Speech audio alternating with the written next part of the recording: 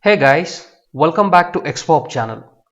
Someone asked me, Rakesh, is there a way to complete automatically all the tasks which are in my pending list? And I want to be selective. I want to only a category of actions I want to close. For example, here we have resource requirement, resource requirement, resource requirement. I want to only close all the resource requirements automatically. That means I want to approve all the resource requirements automatically that is there in the pending list. Rest of it, it should not do anything. It should be selective and only complete the specific actions or specific tasks from action center. Okay, so he wants to get it approved automatically. So how to do that? So for one single task I have created a video on complete task activity. Now the challenge is we have got multiple tasks of the similar type: resource requirement, resource requirement and resource requirement, right? So we need to close all these three tasks automatically without me coming manually to this. So to approve, I can come and approve it. So it will move from pending to completed. I don't want to do it manually. It should automatically happen. So let's create a workflow for that. It is possible. So let's create a workflow. So for this, we need something called get form tasks. Okay. This particular activity is very, very important, because from get form task, using this activity we will try to pull all the pending activities which has the title called resource requirement. Okay, now look at each of this activity. If you see below this, there is something written called reimbursement approval. This is known as, if you click on action summary, this reimbursement approval, this is known as catalog name. Okay, so when you have to perform such activity, you want to filter out only the specific ones. Remember to use the catalog name. This is the best way to do it. So here I am copying the reimbursement approval as the catalog name. Now let's compare the finance requirement. Now for the finance requirement, if you can see it here, the catalog name is test, and if you open the action summary, even the catalog name is test, right? So we got a clear requirement. The catalog name should be created while having the task, during the task creation process. Okay, so here action summary, I'm going to copy this particular catalog name. I will go to Uipath Studio, and in the task catalog name I'm going to copy paste the catalog name. So if you wanted to know what is a catalog name, I have a specific video on my channel, you can watch it. Okay, how to use it I have explained. So here I'm using the catalog name, and then filter is not required, reference is not required, so I'll go with the filter.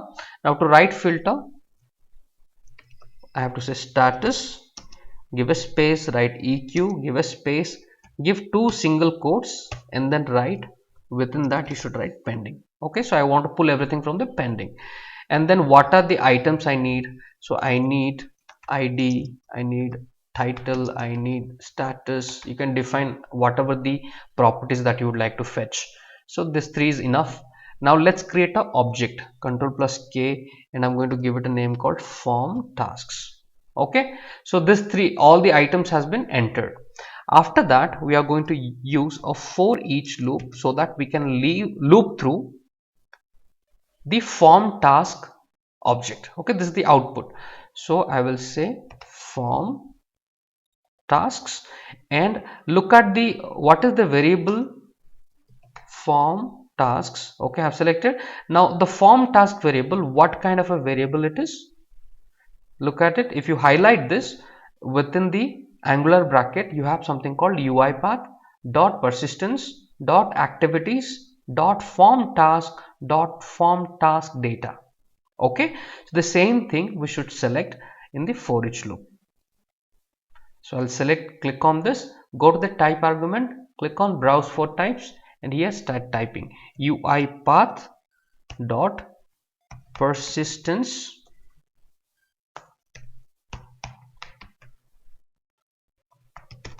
dot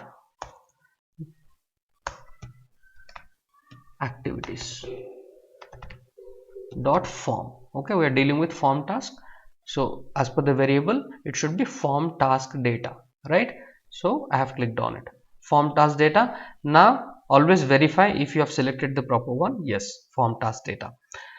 So now what we have to do, let's check if it is pulling the right amount of data or the right number of data. So I will say message box and I'm going to say item.id. Okay, now let's see in the pending tab how many resource requirement actions are there. 1 2 3. There out of 4 only 3 are resource requirement. So because we have given a filter criteria, task catalog name as reimbursement approval and the filter is from pending. So let's see if it is pulling all the 3 activities. Okay, let's see the output first, and then we will create a simple workflow to complete it automatically. Okay, get from task. Now you can see retrieve 3 tasks. The first task id which has come is 423. Let's go back. 423, which is correct. Then it should bring 9424, which is correct. Then 942. Okay, 9425. So everything is correct. So 9426 is a different one. So it is not pulling. So you can see how nicely it has pulled only the specific tasks or the specific actions that we need. Okay. Now once this is clear, so we don't need the message box. What we will do, we'll use something called complete task. Okay, complete task. Now in the complete task, here we have to provide the task ID. The problem here, if you listen, if you do item.id here directly, if you're trying to pass the ID number through this method, you will see there is an error which clearly tells you item.id option strict on disallows implicit conversion from long to long. So for this, to fix this error, we will use a assign activity on top of this, and I'm going to create a variable to carry the task ID. So task ID. Okay, and then this task ID variable should be int64 type, long data type. Okay, browse for types, and here I'm going to say int64, and this one I should select. Okay, so once you select this, once you have selected the int64, all I need to do here, I need to write a simple expression, convert to int64,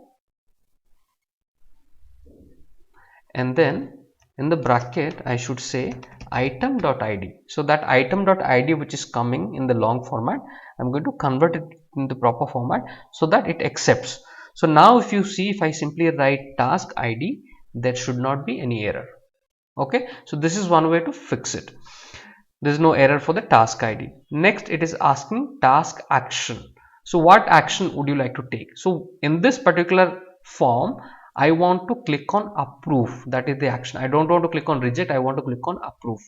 Now, one thing, whatever button, let's say you have got a submit button, cancel button, approve button, reject button, deny button, whatever buttons you have, that is the action you want to take. So what you do, how you have created that task, go to that particular workflow, go to the, let's say, create form task. I'm going to open the form designer for that particular task. So look at the approve. So if you go there, open the exact form. Okay, now here I'm going to open the, go to the field key and copy this property name. This exactly the same way you should write. So I'll close all of it, go to my workflow. So what action I want it to click on approve. So in under the task action, I'm writing it in the similar way how it is there in the field key. Okay, this is very, very important. Now task data JSON is not necessary. So this is what we have done. Now what I want, if I run this workflow, I want all of this resource requirement activities to get it approved automatically, and when it get approved, it will move to completed. So let's run it and see the magic. Okay, so the running has started. Let's wait for a second. Okay, the execution has started. Let's go here.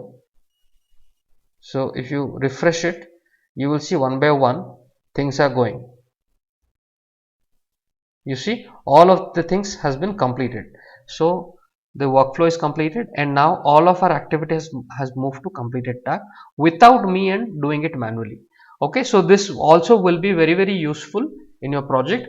So if you know this workflow, how it is working, if you know how to utilize these activities, I think you can explore it more and do it in a better way. So thank you so much guys for watching it. We are going to come up with more such interesting contents which you may not find it anywhere else. So thank you so much for connecting with ExpoHub channel. We'll come back and come up with more interesting contents for you. We'll meet again in the next video. Take care. Bye bye.